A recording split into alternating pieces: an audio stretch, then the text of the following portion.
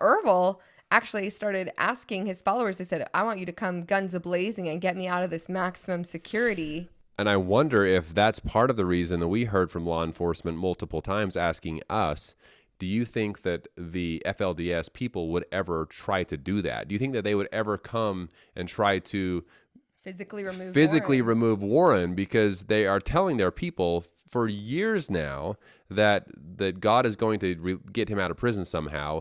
And so law enforcement in some cases have been nervous that, maybe they need to be prepared for a war at the prison gate.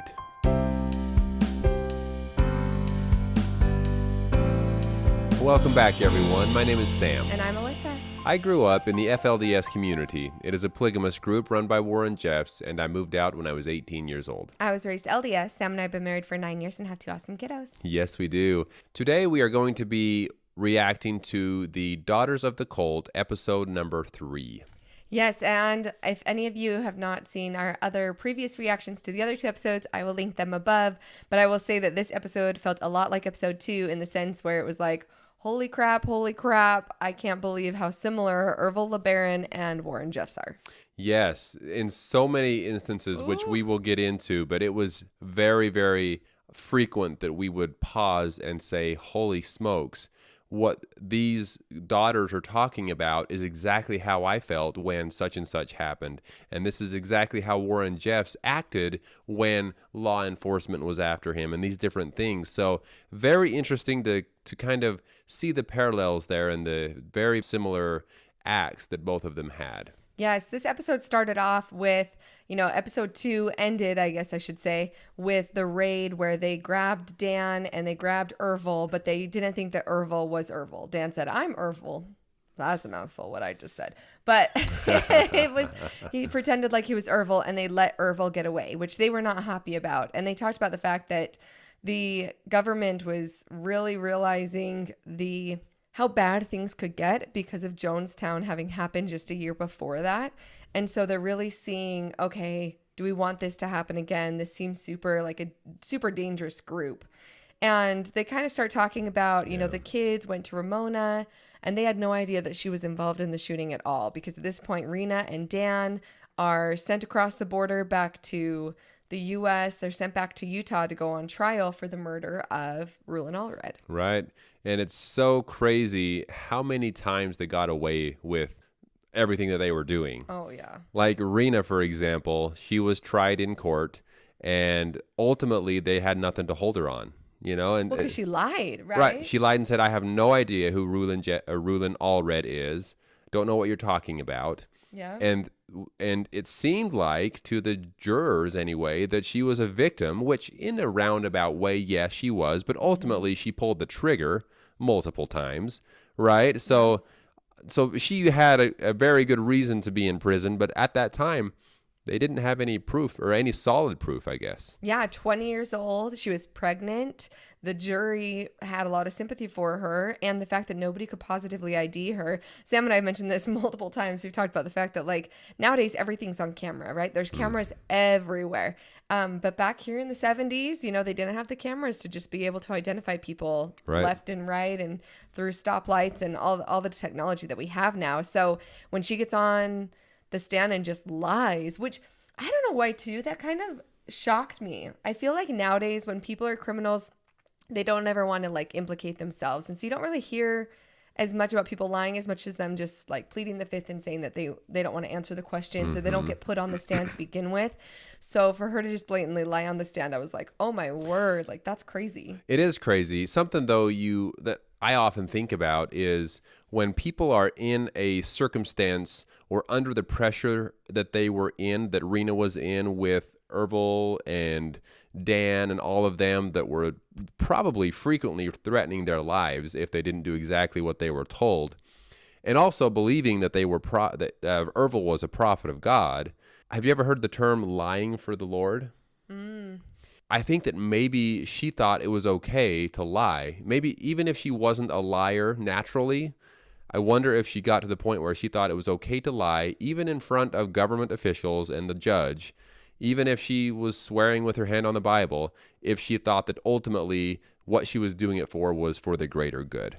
Yeah, and they had talked about the two daughters in this documentary talk about the fact that like they were sent with Mark and Lillian for a little while and how they were true believers of Ervil and how they were just like these amazing people. Like Mark was this awesome husband. He was a great father. He didn't treat teenage girls like they were to be brides. He treated them like children and all these good things. And they said, but it was believed that he was a hitman for Ervil and that they were such good people. And there's no way that with their own free will, they would have done the horrible things that Ervil had asked of Mark because he was such a good guy, right? So lying for the Lord, all these different things ultimately led to the acquittal of Dan, the acquittal of Rena. And when they all get off, the whole community says, well, it's God. Like God let them all be free. And Mark, this person, well, first of all, he kind of reminded me of a lot of the men in the FLDS that I was familiar with, that maybe I didn't know super personally, but seemed like in every interaction I had with them as these really good people that probably would do awful things for the prophet, or if they thought it was for the Lord. And it kind of reminded me of what Mark was doing. But also, Mark ultimately turned himself in at the U.S. and Mexican border to be able to basically go in and try to plead the case for Rena and Dan to try to prove that they were not guilty. And so who knows how much lying he did to try to convince law enforcement that they were not guilty. I don't know. Yeah, it was interesting. And to see, you know, like I said, as the Mexican authorities decided that they were going to crack down a little bit, they did ultimately raid and find Ervil again. They took him to the border as well, and Ervil went to trial. And after seeing the first trial and the fact that like Rena is the one who pulled the trigger, she's the one who actually murdered Rulon Allred, and he got off. And in my head, I was thinking, Ervil hasn't actually himself killed anyone. Obviously, conspiracy for murder, 100%. But how are they going to be able to like wrap him into this evidence that he's guilty? And so I was like, oh my gosh, what if he gets off again? I was nervous. I was super nervous. I was super concerned that he was going to somehow break free again. And if he had, well, we'll get into what happened, but if he had, that would have been so faith promoting for his followers if he had gotten off again. Oh yeah, absolutely. But thankfully, he was proven to be guilty. And I think a big part of that was his own son coming out and testifying against him, saying that, you know what, I was there when he told these people to go and murder other people. Yeah, if it wasn't for his son being so brave, because I can't imagine the amount of courage that would take, but if it wasn't for his son, there's no way that they would have had him, because even his defense, his public defender was saying, you know, they don't really have you on a whole lot. Like, they can't prove a lot of this. And then when his son came out and testified, it kind of sealed the deal, and he ended up being, you know, guilty. But what he did once he was guilty and put in prison was such a big, well, two big Warren Jeffs moments. When they caught him to begin with, backing up a second, when they caught him to begin with, they all said they could not believe that God let him be caught. And that was me 100%. I couldn't believe when Warren Jeffs was caught. I was in the same shoes as these followers of Ervil, that I couldn't believe it. I thought, wow, how could God... And kind of like Ervil as well, his followers had seen him break out of prison before. Not break, but was set free because of his lying and scheming. And they thought that it was an act of God. And so for me, kind of the same way, Warren Jeffs had just, with a very small margin, had escaped the law so many times that I thought that would continue going on forever. So when they actually caught him, I couldn't believe it. Just like them, I said, how in the world would God let this happen? That was my first thought. But then, of course, it leads on to other things. And then when he's convicted and he's guilty, everyone goes, oh my gosh, how is this happening? And they said that they started praying. Like, some of the kids didn't even know that he'd been convicted and was guilty and was going to prison until everybody's praying that he's going to be released from prison. He's told he's going to be released from prison. Like, he's telling his followers. His followers are praying for his release, and they believe that he's going to be released because God's going to release him. Yep. Which is another Warren Jeffs thing, right? Yep. And the idea that that Warren Jeffs is going to be magically released and the walls will come tumbling down and the heavens will protect him. But Ervil actually started asking his followers, they said, I want you to come guns a-blazing and get me out of this maximum security And I wonder if that's part of the reason that we heard from law enforcement multiple times asking us, do you think that the FLDS people would ever try to do that? Do you think that they would ever come and try to physically remove Warren, because they are telling their people for years now that God is going to get him out of prison somehow. And so law enforcement in some cases have been nervous that, maybe they need to be prepared for a war at the prison gate. And it sounds like this is what Ervil definitely wanted his followers to do. And they would know, they even said, they all knew that it would be a suicide mission. Yeah, and so thank goodness neither the LeBaron group or the FLDS have tried something like that. Right. But the fact that that's where their mindset kind of goes, right? And then they talked about the fact that as soon as he was put into prison, he just started writing revelations all through the night, legal pad after legal pad, and just writing and writing and writing. And then family members, some of his wives, some of his closest followers, just like Warren Jeffs, comes, sneaks the revelations. I mean, in Warren Jeff's case, they didn't even have to sneak, but like getting the revelations out and sending it to all the people. And, so the interesting thing about these is everybody knows at this point, that at least those that follow Warren Jeffs and what is going on and that have seen other videos of ours, that Warren Jeffs has been writing revelations in prison basically from the moment that he was put in prison as well. Mm-hmm. He was put in prison, and he just, instead of his followers saying, okay, he's obviously not a prophet because now he's in prison. No, he continued to lead his people, and things just got more strict. Things got more crazy. The revelations got more intense, and he was just writing away. And to this day, Warren Jeffs continues to write those revelations, telling his people to do certain things, and they've gotten really extreme. So extreme. And it sounds like Ervil's got like to that point even faster. Right. But they mentioned in this show that some of these revelations only reached his family. Mm-hmm. That not all of his followers saw all of the revelations he was writing. And so that also reminded me, and we've heard, and we've recently got our hands on some of these revelations that went only to Warren's family, which most everyone else doesn't know about. They have no idea. And it even says in some of these revelations, this is not to be shared with anyone in the outside world. This is only for my family. And so some of the revelations that are going only to the families, in both cases, for Ervil and Warren Jeffs, are even way more extreme in some cases than the revelations that the rest of the followers are getting. Yeah, they're getting crazier. They're getting more dangerous, the same as Ervil's were.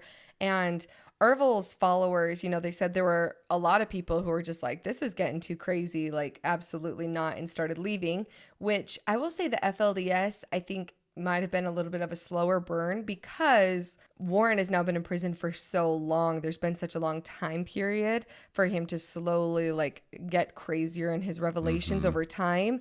With Ervil, it was only a year before he mysteriously died. Yeah. And before we get into his death, I think, his escalation to what he was asking and people saying, absolutely not, I'm not down to do that. And you have to remember, he had a very, very small following as well. Warren just had over 10,000 people. Ervil only had 100 from the original breakoff, even if he had gained a few more. We're talking a very small group of people. Yeah. And so for a lot of those people to say, absolutely not, this is crazy, like, I'm out of here type of thing, I feel like would be a little bit easier in some cases. But because they don't have that same sense of huge community. And they even mentioned that some of his revelations got so wacky, Ervil's revelations, that some of his own family and followers said, even Dan, who was his right-hand man, said, no, I can't follow through with these. These just sound crazy. And come to find out, he was mentally ill, for the majority of his life, it sounds like, or at least that's what they're saying. That's what daughters are saying. That's what his daughters are saying. I don't know how they would have found out that information, but it is interesting. Just kind of going back to the revelations stuff. It's so interesting to me that both Ervil and Warren and so many other self-proclaimed prophets feel the need to write everything down or record things. And ultimately, if you're trying to actually not get caught, why would you write it down? Why would you record it? Because the things that they're writing down and recording are so insane and ultimately will destroy them. because it will get out eventually, some way or another. Yeah, well, even Ervil, like when they first caught him, they really didn't have a whole lot on him, but he was willing to talk. He was like, I can kill whoever I want to because God told me I can, Yeah. right? So he was next level in the He was fact that, crazy like, for sure. he was just talking and blurting all this out and wasn't ashamed of it because he was saying, I'm the president of the United States. I'm this, I'm that. And so it was much easier to just label him crazy. People ask us all the time whether or not we think Warren is mentally ill or if he's an evil genius. Like a mastermind. Yeah. And it's hard to know sometimes the difference, whether or not that was the same with Ervil. Was he actually crazy? Was it a legitimate mental illness? Was it him just truly believing and having so much conviction that he was speaking for God? Yeah. I mean, it's really hard to know where that line is for both of them, beyond, because if you're just going off the revelations, they sound crazy. That they're crazy. Right. And yeah, it is tough because if you label them as crazy, then you're letting them off. In some way or another, they won't be held accountable for all of the awful things they've done. And so nobody really wants to label them as crazy because they deserve the punishment for the things that they've done to other people and the harm that they've caused. But at the same time, because of the lengths they're willing to go, it almost seems like they actually believe what they're preaching. Mm-hmm. And if they believe what they're preaching, what does that say about their mental stability? Yeah. Really intriguing and so many similarities between the two. Ultimately, Ervil, he was only in prison for a year and he was found dead. They said natural causes of a heart attack. He was only in his 50s. Obviously, some people, they said that there was like tissue in his neck that was damaged. Yeah, he might have punched himself in the throat. I also feel like if somebody did attack him or like suffocated him, that would have damage to his. So it's really, we'll never know really what ended up killing Ervil LeBaron. It sounds, maybe. I guess if they didn't say for sure what the evidence showed, if it showed knuckles as though he had punched himself, they said all of his neck muscles were hemorrhaged. So I don't know what that looked like in the autopsy, but apparently if someone, it was still a heart attack according to the official report. Right, but based on that, like it seems like someone may have snuck up behind him and strangled him. I don't know, but who knows? Their official statement is heart attack. Yep, and again, I feel like kind of the same way that will happen with Warren if he dies in prison. Right? There are groups of people who are going to think that he dies a martyr, like Ervil LeBaron, and his legacy can live on because they took all of his revelations, called it the Book of the New Covenant, which he basically had made a 50-person hit list of these are the people that you should kill that have gone against me. And all of those revelations continued to live on, particularly through a lot of his teenage children and teenage followers that had been raised their whole life that they were supposed to be defending the true church, defending Zion. And now you have a bunch of teenagers with guns with this book that they're still following. It's a very scary thought. We haven't gotten to the point of the show yet where they explain, if they ever do get to the point where they explain what happens to Ervil's son that testified against him. Oof, but I'll bet you his son's name is on that 50-person hit list. Oh, 100%. And I have heard rumors from the outside world of what may have happened or didn't happen to his son, but I haven't seen officially proof of what happened. Yeah, I'm sure it'll be coming up in the next episodes. But right now it's really just what is this new group they organized as Kingdom of God. And it's going to be, what are they going to be using Ervil LeBaron's revelations for in the future? And I think that's still a fear a little bit within the FLDS too. Just because if Warren has been able to keep the FLDS religion and community alive from behind bars for 18 years now? At least just because 17, Yeah, so just because if he died tomorrow, it doesn't mean that his revelations are going to die. And it doesn't mean that his followers are going to just blow away. Yeah, I would be very interested to see who might try to stand up. Someone will. They always have. Someone will try to stand up and claim to be the prophet. I just hope that at that point, if it does get to that point where someone does try to claim to be the prophet, which may be one of his own sons, or who knows, that if that does happen, I'm hoping that by the time it does, there's a very small following. Because there are a lot of people that, like in the LeBaron group, that have started to look at the revelations that Warren has been sending and saying, you know what, that's a little bit too much for me. I'm going to continue living the life that I think is a good life, but I'm not going to follow those teachings anymore. So it seems to be pretty common now that people are starting to realize that they don't want to follow. Not only that, but I feel like anytime there's churches with prophets and modern revelation, the idea that a new prophet can come along and change so much in the name of God, for all we know, if one of his sons took over, they could get rid of underage brides completely. They could turn the community around if they really wanted to. They could gather people back up and change things in a positive way if they wanted to. If they chose to say, oh, well, I'm the prophet now and God's told me we no longer need to follow these rules from Warren, they would have the power to do that. So it'll be interesting to see when that does happen, when Warren does pass away, whoever takes over. Are they going to continue to lead it down Warren's path, or are they going to do a 180 and go the opposite direction and hopefully lead people in a much better direction? You can hope. The hurdle that new so-called prophet would have, though, is getting over the revelations that Warren has already sent out, saying how things are meant to be done. They would have to explain themselves on how those were no longer needed. So that would be a challenge. Oh, I don't know. That one... God, you had these here, I can do it. Ready? Yeah. You had these trying times and you have proven yourself faithful. And so now we don't need to live by these higher laws, because now the Lord says that you can drink milk and have eggs again for your nourishment and preparing for Zion. Sounds simple enough. Let's see. That's what I hope for. That's what I hope. It's almost frustrating that people could come in and just change things. You see it all the time. When one leader dies, another leader becomes the new leader and changes everything. And it's great in some cases that it is for the betterment of the people, but also the people that were following all along, like Warren Jeff's followers that have been there from the beginning, they're going to say, wait, what? All of a sudden now it's okay that I do this, and that, and I haven't been able to? How is that? How is it okay that God can change things on a whim like that? It was just a trial for that time, babe. Right. I know there's always an excuse. There is, but it would be challenging, I think, for some. And that's why there's always people that fall away from the church when a new leader comes in and changes things up, because some agree and some don't agree. So yeah, I guess we'll see what happens. I'm hoping that something good happens, like you said, if anything. Yeah. And hopefully for the LeBaron group, hopefully whatever's going to be happening with the kingdom of God, which I'm sure is what's going to be in the next episode, hopefully they're stopped before too much havoc is reached.